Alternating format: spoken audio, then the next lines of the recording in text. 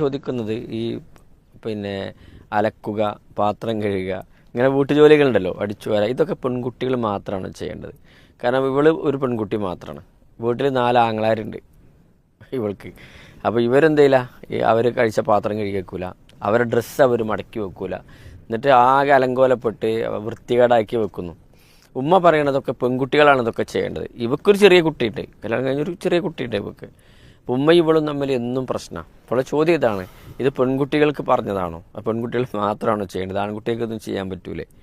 ഞാൻ ഇതൊക്കെ ഞാൻ ഉമ്മാനെ സഹായിക്കും, പക്ഷെ എല്ലാ കാര്യത്തിലും ഞാൻ എന്ത് ചെയ്യാറില്ല, അങ്ങനെ സഹായിക്കാറില്ല. കുറച്ചൊക്കെ അവരും ചെയ്യട്ടെ. ഇനി ഇത് ഉമ്മാനെ സഹായിക്കാതിരിക്കുന്നത് തെറ്റാണോ എന്നുള്ളത് ഒരു ചോദ്യം കൂടി അതിൽ ഉൾപ്പെടുത്തിയിട്ടാണ് ചോദിച്ചിട്ടുള്ളത്.